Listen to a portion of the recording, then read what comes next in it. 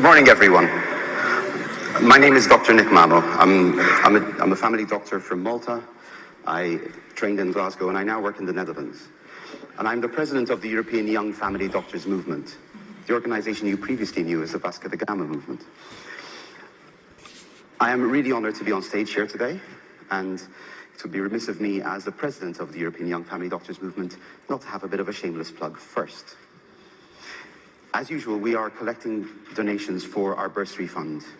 For us, it's very important that we support young GPs coming from countries who perhaps don't have so much access to our conferences. Countries have, for example, lower income. And so we have a bursary fund, and we'd really like your support for this.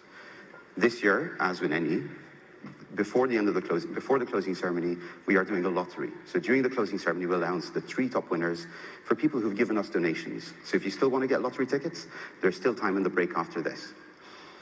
Now, one of my biggest honors of this is that not that I'm here, but that I'm sharing the stage with 2 great friends, 2 people I really respect. We're not seeing Marina yet, but I'll introduce her in a second. There we go. So Dr. Marina Jotic-Ivanovic, a good friend from Bosnia, who works in the city of Doboj in a community health center, not just doing clinical work, but also working very hard on service development, amongst other things, succeeding to get a mobile mammogram to access more rural areas. She's also our special interest group lead for lifestyle medicine and the national delegate for Bosnia. We're also joined by Dr. Julien Artini, a good friend of mine, French Caribbean, lives in Toulouse, where he works as a GP. Previously working with us in VDGM at the time, and the co-chair of WONCA Europe Special Interest Group on LGBTI health. Thank you, and I hope you are inspired by what we have to tell you today.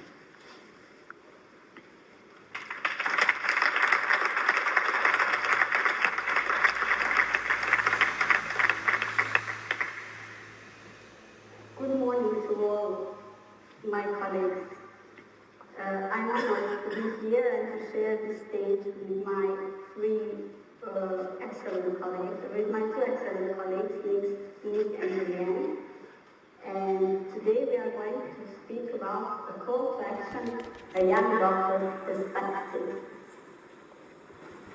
Today we are all here, my colleagues on the stage, you in the audience, and me on the screen, because we belong to a healthcare community. But what does the community really mean? How is the community defined? The word community is so easy to say, but it has many definitions and is very complex and has many connotations.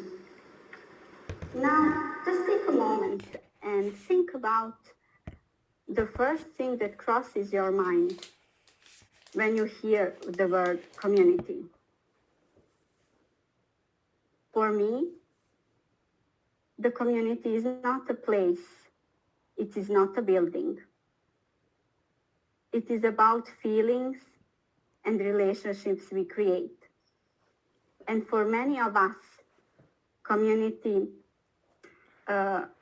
is connection with others. It is so natural and human, and it is a symbol of good intentions, improvement. Community gives us a sense of belonging, safety, and trust, caring for each other. Community gives individual, but also collective sense they can improve themselves, influence each other, see the needs of others, and give the power to spread their wings. Thank you, Marina. Marina just talked about communities. Communities are driven by core values. And Anastasia will talk about that in the beginning of the conference. So let's explore one other. Everyone knows that word. Everyone talks about it. But how many people truly know what that feels, what that means? We talked about equity in a lot during this conference. Equity doesn't mean to give everyone the same thing. That's equality. Equity means to give people what they need to thrive, to succeed, to blossom. It seems easy, right? I see what you need, and I give you what you need. It's the almighty of all value in many organizations, but yet one of the least applied. I'm French Caribbean, dazzlingly French Caribbean, beautifully black, and fabulously gay. Thank you. That's some of the many things that makes me unique and different. If you think equity is easy, let me ask you a question. What do I need to thrive and succeed inside WONCA, for example, or inside our community of GP? Can you identify clearly the barriers, systemic oppression, and discrimination I face in my country, in our organization, in order to step into my power being in front of you today? Don't worry, we cannot have all the answers, and despite presenting myself as a beacon of diversity, I have many privileges. I can be here in front of you, for example, not like Marina, just because I'm French, just to attend that conference or a conference for a few days. In most of the countries in the world, I don't need to apply for a visa. That's a privilege. Yes, equity is complex.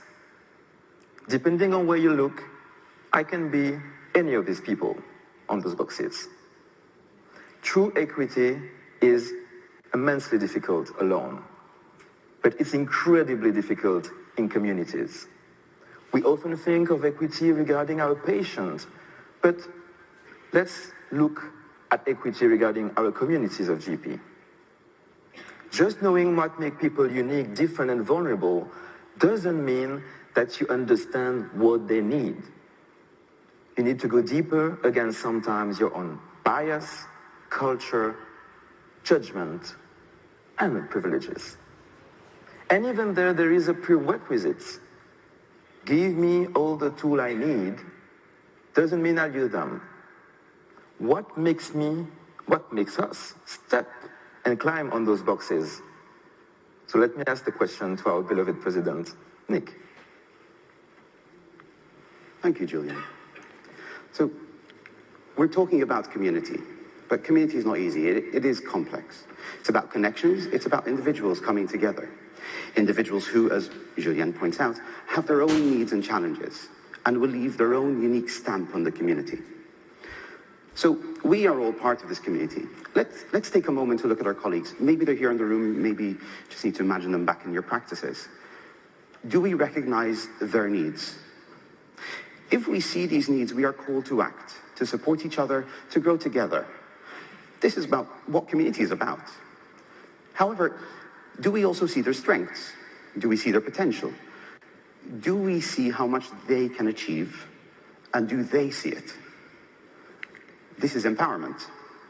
Seeing the potential in each other, seeing our strengths, helping each other, perhaps nudging each other to see that potential, to believe in that potential. Isn't this exciting? Can you see how much we can achieve together? This shows us the power of community. Empowering each other can be part of the solution to find equity within our organizations, and also perhaps in our wider global community. Perhaps one way to look at how these elements can come together, maybe look at some of the challenges our organization has faced, the European Young Family Doctors Movement, to see what we've done, to see what we still need to do. So I'll ask Marina to talk a bit about some of her experiences. Thank you, Nick. You and Julian talked about one of the core values of community. And I'm here to talk about successes. And one of the big achievements being a part of this community is having the opportunity to learn from each other. One of the most recognizable features of the European Young Doctors Movement, Family Doctors Movement, are exchanges. This is an opportunity for young doctors to experience and understand primary care in other countries, sharing their own experience in the process, learning about the healthcare system in other countries, seeing its advantages and weaknesses. After that, you can implement the knowledge to your own practice and give the best health care to your patients. But also this experience helps you to grow as a person. You make new friendships and new opportunities for new collaborations. And this is also a fantastic opportunity to learn about the culture, the customs, and the history of the host country.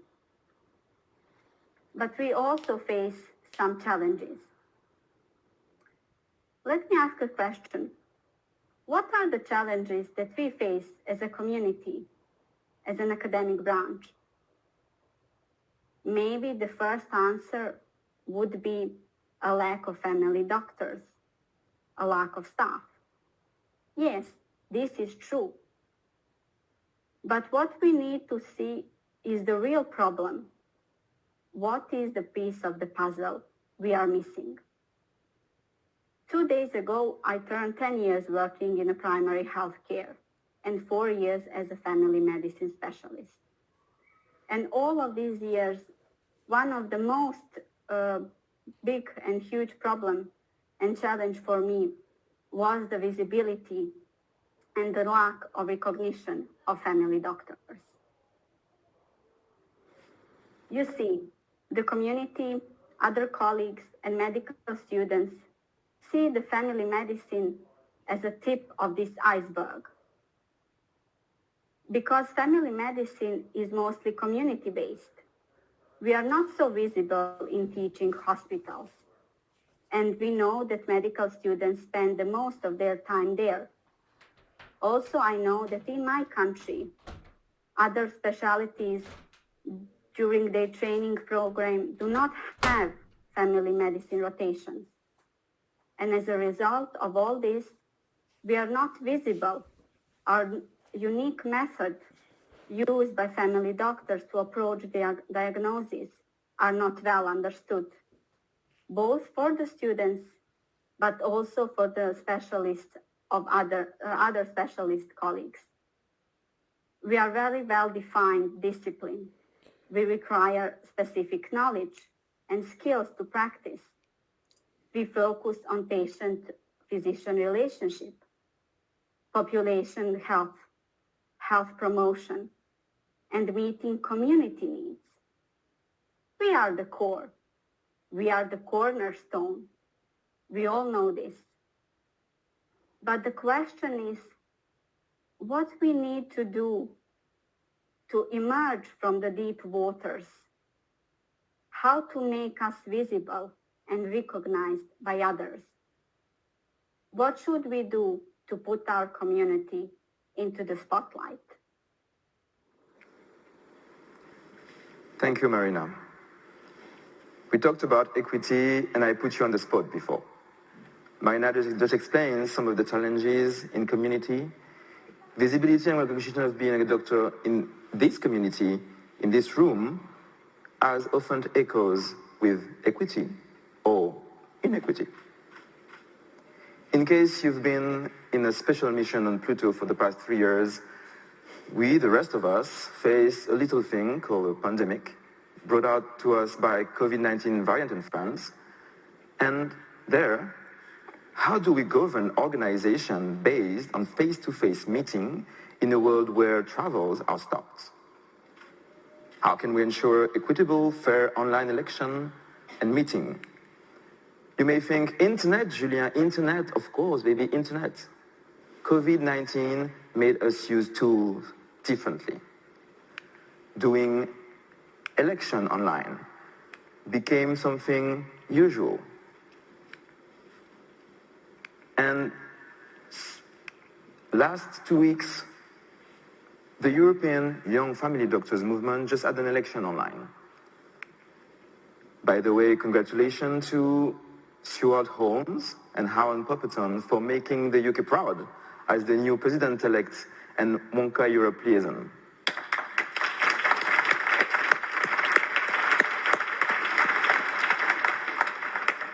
But do we have unlimited high-speed internet for everyone, everywhere? Guess what? The answer is no. This is a map of the broadband coverage in 2019 in Europe, in the EU, result of a study ordered by the European Commission. If the region reaches 100% coverage, it shows in the darker shade of blue. There is a lot of light blue here. And this map only shows the EU. WONCA is way bigger. WONCA Europe is more than 47 member organizations representing more than 90,000 family doctors in our region. We are one of the biggest regions in the world and one of the oldest and one of the most structured. So I got curious. So I looked into the income of a UK resident, but as you say here, a UK trainee, and a Kyrgyzstani resident. There is a 30-fold difference of income there. Let that sink in. Kyrgyzstani residents monthly can be paid around $100, 100. The entry fee for WONCA Europe for young doctors is around 360 euros. And even before booking the ticket for the conferences, I was curious again. And I looked into the process to apply for a visa for the UK. Just to use the platform to apply for the visa, there is an additional fee of £50. If not paid, no application, no visa. We want people to get involved. We want to share responsibility, to share representativity. Is it fair when there is such a pay gap between us? How can we pretend that we truly empower the majority of our members present when in this room, most of you are most likely from an high-income country? This is, for me, one of the greatest barriers for the future of our young organization, but also for WONCA.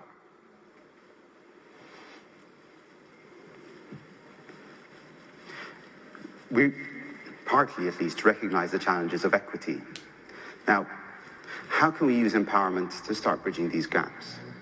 How can we, as family doctors, as GPs, support and empower our colleagues to see their strengths and support them to share their ideas, developing their skills?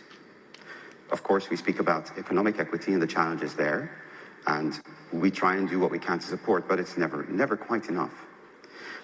Another major challenge that we face in our community of early career family doctors is that the members of our organization are only there for a short while. It's defined by being a young doctor, by being early in the career. And so, because it's only for that defined period of specialty training and the first years, we then have, members changing quite often. So, while this means that we're more likely to have fresh faces, fresh ideas, innovation, this does give us a major challenge, that issue of organizational memory and maintaining a steady development. So we find that we have to expend a lot of our energy making sure that we do not lose what we've learned, that we do not lose our experience. It also means that we need to see the strength and potential in each other and empower them so much more, because we need new people all the time. So it takes up much more time and effort. Part of this is to make sure we're empowering different groups and the potential we can gain from this inclusion and empowerment. We've talked about the issues with lower income. Julian spoke about very clearly. Perhaps we should also talk about empowering different groups of our colleagues who perhaps may not be so much represented even in a high-income country, so that we can face the challenges together more holistically, get more ideas from people who may have a different perspective. And so I think we should look at our colleagues with kids. There's a large proportion, our workforce is majority women. Many of them, many of them do choose to go into this because they want to have families, have more time for their families. But they are an active part of the community and we cannot leave them out. We need to listen to them. So how can these colleagues participate in conferences? How can they be part of the conversation developing services? Can they come to this conference? Is there space for their kids to be here, for feeding, for changing, for them to actually be in the workshops, not just outside taking care of the kids all the time? We cannot expect that these colleagues will have partners who can come and take care of the children. We can't expect that they'll be able to do this for the whole duration of a conference. I've been here since Monday, very busy. I can't imagine what it'd be like if I had to have kids with me. Are these facilities visible? It's not enough for the facilities to be there. We need to make them visible. People need to know about them well in advance. It can't be just a month before. And if they're visible, people will start to use them. Young parents will not take the risk of paying for a conference like this and all the challenges of traveling if they do not feel confident they will be able to take part, they will be able to use the facilities, and the facilities will be of a decent standard. So is the transport access good as well?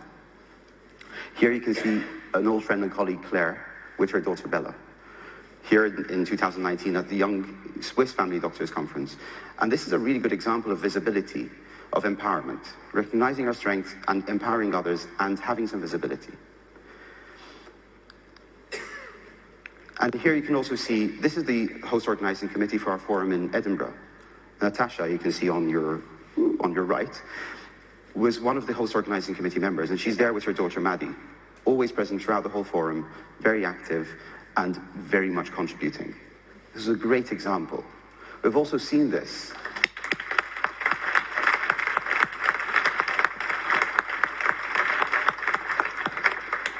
I was also lucky enough to see a good example of this in Antwerp in March, where the young GPs of the Flemish-speaking sector organized a day for young GPs, and they had a kids' room, a breastfeeding room, and a changing room. And there were a couple of kids running around, so it was very visible. They had someone taking care of the kids.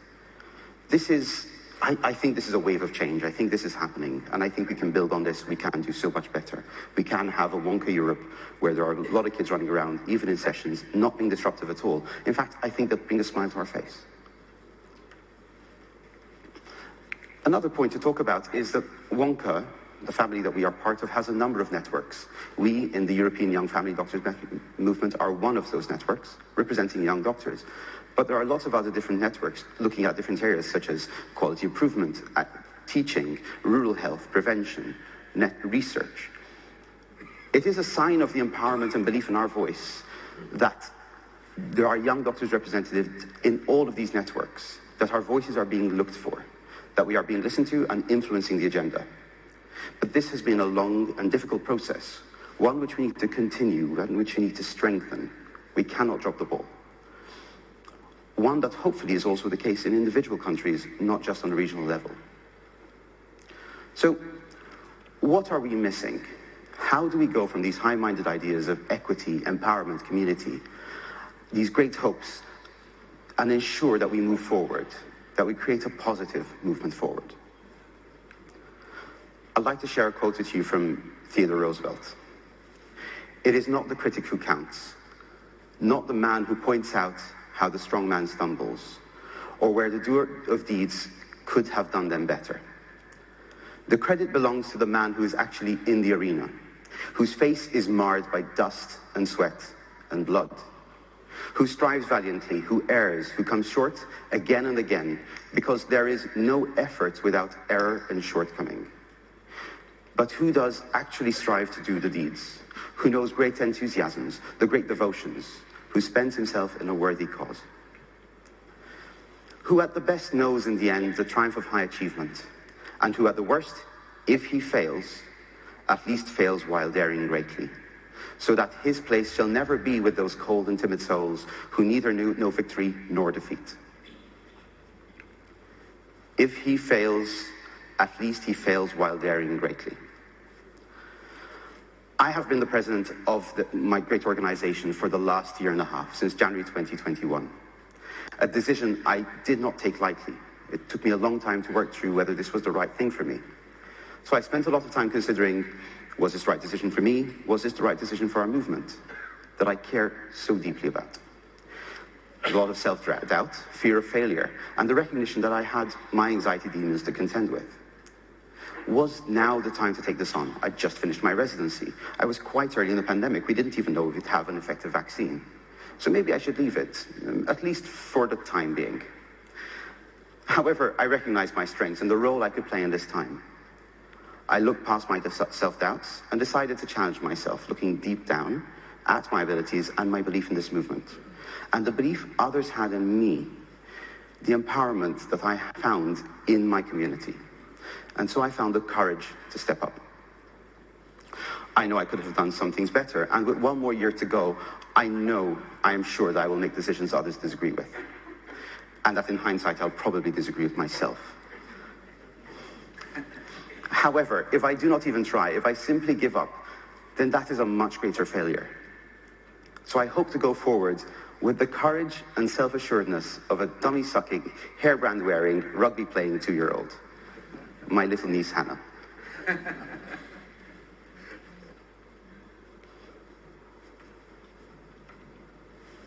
Thank you, Nick. Yes, we all have fears. We all have doubts. As a matter of fact, I was afraid, how will I deliver this keynote speech from remote? Many of us today, at some point in our lives, ask ourselves, who am I? Where do I want to go? What do I want to become? What defines me? I come from Bosnia and Herzegovina, a small country in the mid-Balkans. Many of you will connect this country with the war that happened 30 years ago. I was a kid back then, and I didn't have the opportunity to go on family vacations, to have expensive toys, like many children of my age living in peaceful countries had. Life was even more difficult because my parents were different nationalities. But at that point, I was lucky. I didn't have to leave my home, and my parents and my sisters were alive.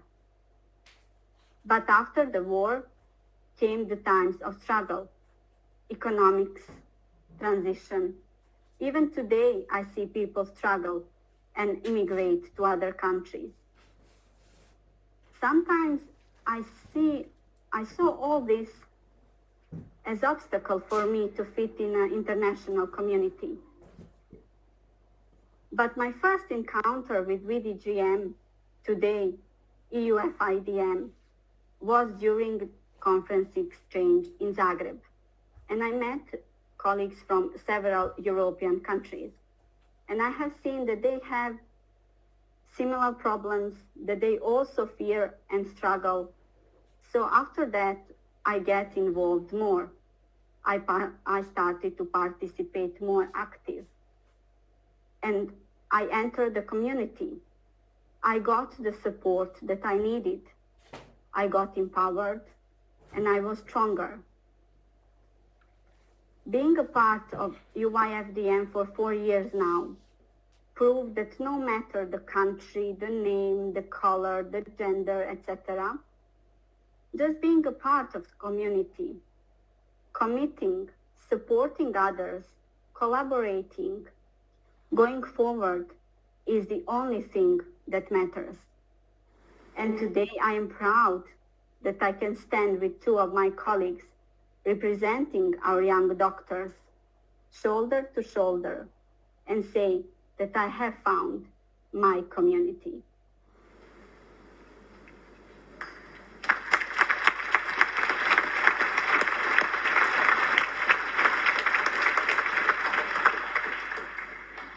Thank you both for sharing.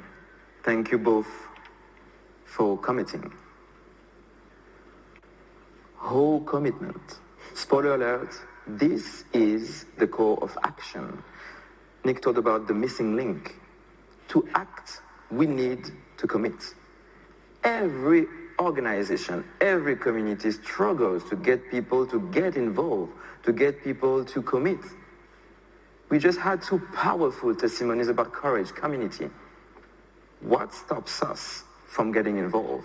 What prevents us from stepping into our powers? Well, at first, it's only one thing, and Nick thought about that. Am I enough? There is someone probably better than me. Am I worthy? Do I know enough? Self-doubt. We all have self-doubt. But wait a minute, doubt. Isn't that a synonym of being a GP? Every day in our offices, we are trying to manage doubt, and we often succeed. But after that doubt, close second, there is another barrier. And I wanted to put it first. It's for me one of the most valuable resources nowadays. One of the most valuable.